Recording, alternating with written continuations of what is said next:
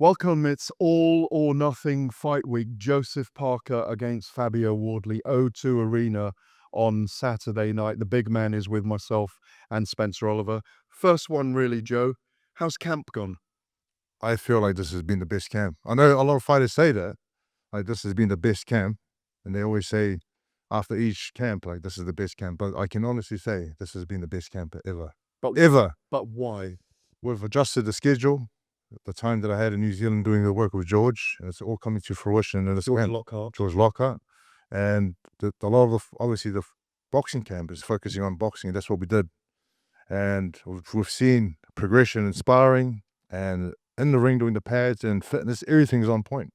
Joe, let's talk about the rebuild. You know, since the Joe Joyce defeat back in September 2022, you've been on quite a remarkable journey. And Andy Lee's instrumental to that as well. You teamed up with Andy Lee. Let's talk a little bit about that. Get into that. You know, with Andy Lee, when I linked up with him, it was different because I had to be stripped down again, and to be stripped down and built up again. You know, and we're working on when you sort of get to a stage in your career, you sort of forget the basics, and he made me realize the basics are very important. And then we employed George Lockhart to do nutrition and strength conditioning. I think us three together as a team, we've done amazing things so far, and I feel like we're just beginning, we're just starting. The minor adjustments that you've made, Nick, you're now sitting down in your shots a lot more. So you're getting a lot more power in there, and also you've bulked up. You've got muscle mass there as well. Is that for power to act? Yeah, I feel like there's a certain way I've seen many fighters in the past put on weight and saying that that's power, but they've put on weight the wrong way. And I feel like with this program that I had with Andy Lee and with George Lockhart, we've done it. I feel like we've done it the right way, and there's only one way to find out is how am I going to look on fight night. As Spencer mentions there, the rebuild. Obviously, you started with Andy Lee against Joe Joyce. Didn't go well on the night. I think it's 6 victories since then, or maybe even 8. There's 6 victories since then. But it's extraordinary momentum you created through the Deontay Wilder victory, which you were heralded for, then Zhilei Zhang, then Martin Bakole. Have you had to stay patient in not getting that big world title shot, even though you're the interim WBO champion at the moment? We've been staying patient for a long time, and the goal was to fight for the championship of the world, and it was right there in front of us. And the 2 days before the fight, the ball got sick. Take it from us. But now the goal is still there to be champion of the world for the second time, or unified undisputed. But the goal has changed now to just whoever's in front of me, I'm going to smash their face and move on. In the last 48 hours, Alexander Usyk has come out and said that he's going to fight till he's 41, which for you, yeah, there you go. That's a lot of news. Listen, these are good news. Is that really good news that you are going to get your fight with Alexander Usyk? No matter what, like it depends. If Usyk wants that fight, if Usyk wants the winner of this fight, he'll take it. But everything is up to Usyk. So no matter what anyone says about promising the undisputed unification bout next, that doesn't matter. It's up to Usyk. This fight is billed all or nothing, and the winner supposedly is meant to box Alexander Usyk, where your positions with the WBO interim champion, WBA interim on the line as well. Does that give you extra incentive, extra motivation, or is it just all about being active? Because Wardley's a dangerous guy. He is. He's dangerous, and he carries his power from the first round to the later rounds. But the goal is to be champion of the world. But now I just want to be involved in big fights and put on the best display that I can put on. I know that if I go out there and put on what I know I can put on, I'll beat every heavyweight out there. You threw it out there a couple of weeks ago, maybe even a week ago. I don't know whether it was just because you were asked the question, that if you come out of this unscathed with victory, you'll fight Moses Itauma on whatever it is, December the 13th, December the 14th. Is that? I will fight anyone if I'm serious. I'm serious. I'll fight anyone.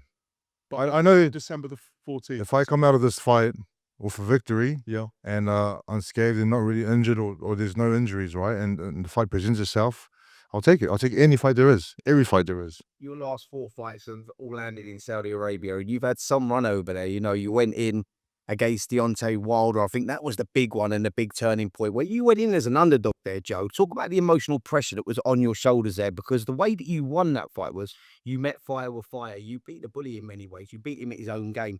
That takes some doing. I feel like the pressure was all on him because there was already a fight locked in with Anthony Joshua and Deontay Wilder. And my job was to go in and enjoy myself, enjoy my work, and put on what I knew I could put on. And that was it. Like, always being the underdog, it gave me more drive and more motivation to go out there. And you know what? Stuff you guys. Excuse me, Spence. When you look at Fabio Wardley, we know it's possible to outbox him. We know he's got the dog in him. We know he's got dangerous power. How do you visualize your opponent? How do you analyze him? I do. I see that he's with each fight he gets better and better. You know, he is improving. He hasn't had the amateur pedigree or background to bring with him in the professional game, but each fight he's getting better and better. So I do have to be wary of that power and have to be, like Andy says, he switched on every second of every minute of every round. A must. It's a must. What did you take from his last fight against Justice Hooney, Pullman Road? It was his big homecoming, and it didn't start off particularly well for him, and he had to dig deep, and he grinded it out. But he proved that he's got that champion's heart, where he was stuck in there, and you know how hard it is to get, how hard it is to keep motivated through those times, Joe. You know, when the rounds are going against you. What do you take from that performance? You could see that he believed in himself, even right till we got the punch. You know, because if he didn't believe in himself, he could have just felt sorry for himself. He could have just, you know what, I'm just going to go on the defense and not get knocked out. But he chose to believe right until he got that punch, the big right hand. Do you, when you look at your career over the next 2 years, you win this on Saturday night, could you outline for us perhaps the 4 targeted fights you'd like to have?